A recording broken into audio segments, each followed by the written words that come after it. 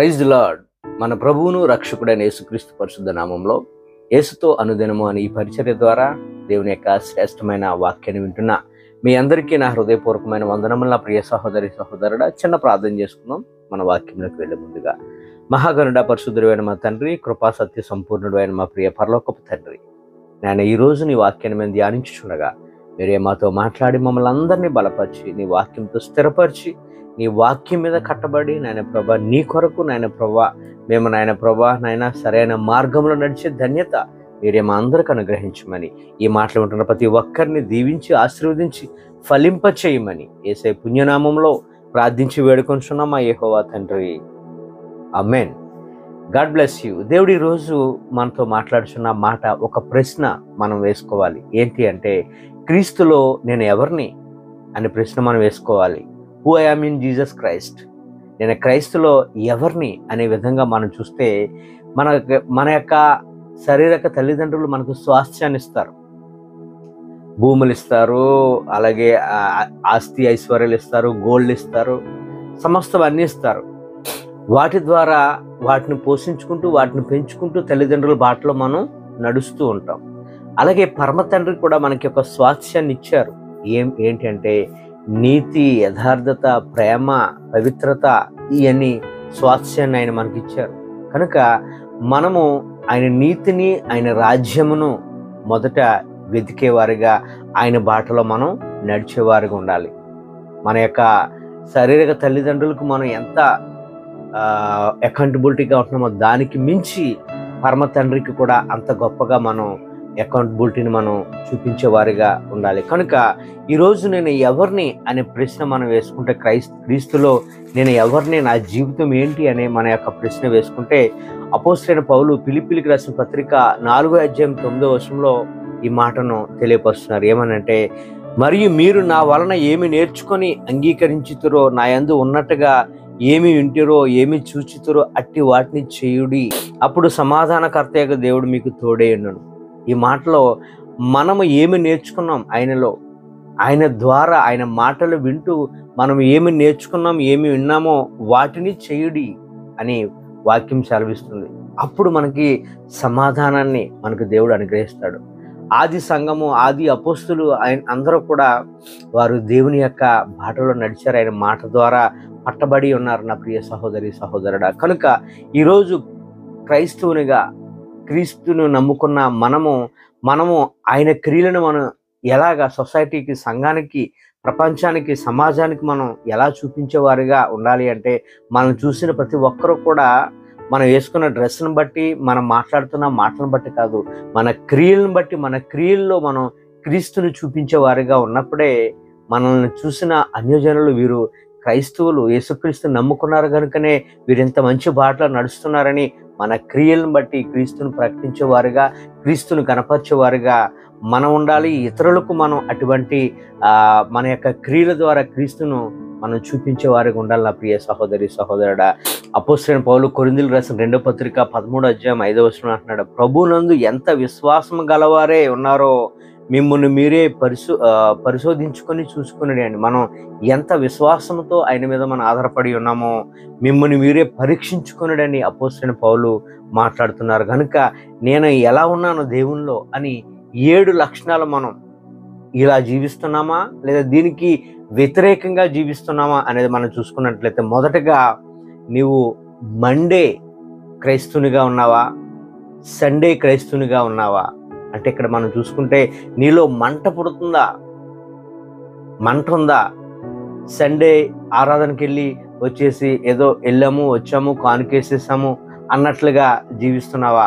మంట నీలో పుడుతుందా? నా ప్రభువు కొరకు నేను ఏం చేయాలి, నా ప్రభువును నేను ఎలా చూపించాలి, నా ప్రభువును నేను ఎలా ఘనపరచాలి అనే విధంగా నేను జీవిస్తున్నామా అనేది చెక్ చేసుకోవాలి మొదటిగా.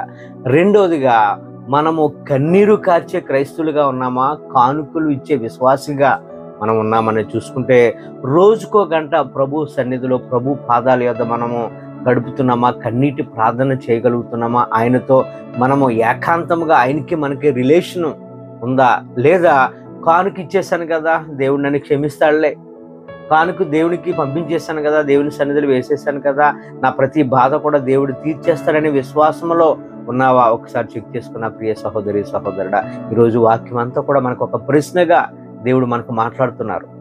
మూడోదిగా మనం చూస్తే క్రీస్తును ప్రకటించే విశ్వాసిగా ఉన్నావా? పారిపోయే విశ్వాసిగా ఉన్నావా?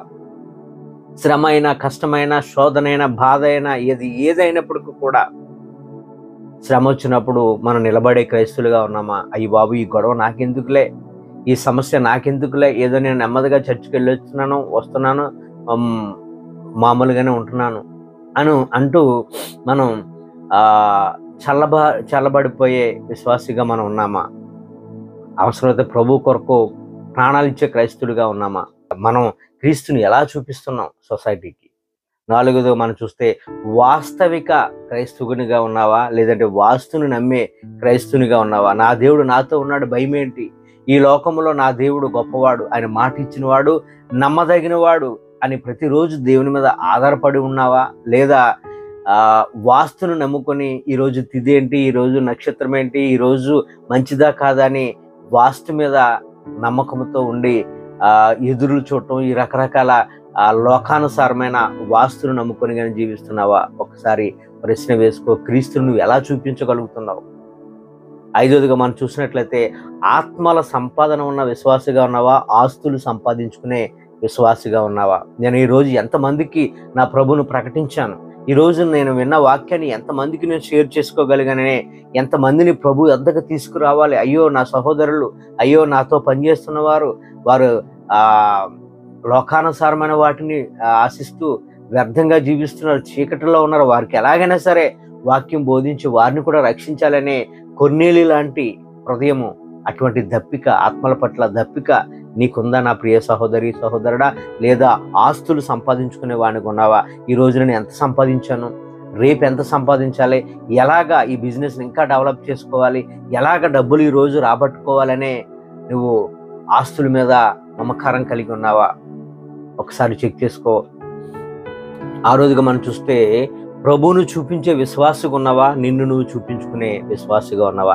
నీ ద్వారా ఏ మేలు జరిగినా, నువ్వు ఎంత గొప్ప వాక్చాతుర్యంతో ఉన్నప్పటికీ కూడా, నువ్వు ఎంత గొప్పగా ప్రార్థన యోధుడు అయినప్పటికీ కూడా, నేను ప్రార్థన చేయబట్టి నన్ను అందరూ వారు పిలుస్తున్నారు కాబట్టి నేను అక్కడికి వెళ్ళి అది ఓపెన్ చేస్తున్నాను, ఇది ప్రార్థన చేస్తున్నాను, ఆ ప్రార్థన చేస్తున్నాను అని నిన్ను నువ్వుగా అందరికీ కనపరుచుకునే వానిగా ఉన్నావా?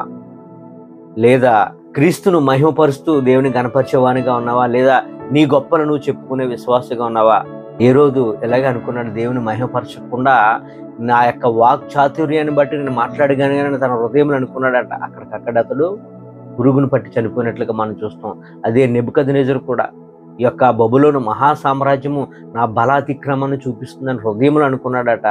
వెంటనే దేవుడు ఆకాశం నుంచి వాక్కుని పంపి గద్దె దించి గడ్డి మేయించేలాగా చేశాడు. మనం ఎప్పుడు కూడా ఎంత సువార్త ప్రకటించినప్పుడు కూడా, ఎన్ని ప్రార్థనలకు వెళ్ళినప్పటికీ కూడా, ఎంత బాగా మాట్లాడుతున్నప్పటికీ కూడా మహిమ క్రీస్తుకు వెళ్ళాలి తప్ప నీకు రాకూడదు నా ప్రియ సహోదరి సహోదరుడా. ప్రభు ఎచ్చాలి, మనం తగ్గాలి. అటువంటి హృదయాన్ని మనం కలిగి ఉండాలి. అలా ఉన్నావా లేదా ఒకసారి నీకు నువ్వుగా చెక్ చేసుకో. చివరిగా ప్రార్థన చేసే విశ్వాసిగా ఉన్నావా? ప్రార్థన పేరుతో పండుగ చేసుకునే విశ్వాసిగా ఉన్నావా? ఒకసారి చెక్ చేసుకో. ఎల్లప్పుడూ ప్రతి విషయములో దేవునితో గడపాలి, అన్ని విధాలుగా దేవునితో గడపాలి. అప్పుడు దేవుడు నీతో సరిగా సూటిగా మాట్లాడతాడు. అంతేగాని ప్రార్థన వంకతో దేవుని మహిమపరచకుండా నీ ఇంట్లో పండుగలు, సంబరాలు, పార్టీలంటూ చేసుకుంటున్నావా? ఒకసారి చెక్ చేసుకో. క్రీస్తులో నీవెవరివి, నేనెవరిని అని మన ప్రశ్న వేసుకొని మనము మన యొక్క జీవితం ఒకవేళ కానీ ప్రభువును పక్కన పెట్టి లోకానుసారమైన వాటి మీద కానీ ఎక్కువగా మన యొక్క ఆలోచన, మన థింకింగ్ వెళ్ళిపోతుందేమో ఒకసారి చెక్ చేసుకుని సరి చేసుకున్న ప్రియ సహోదరి సహోదరుడా, ఈరోజు క్రీస్తు నీతోనే సూటిగా మాట్లాడుతున్నారు.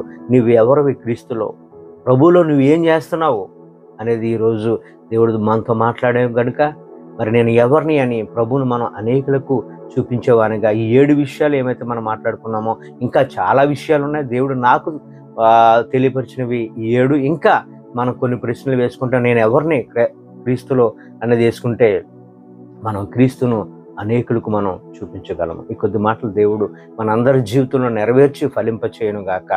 ఆమేన్. God bless you.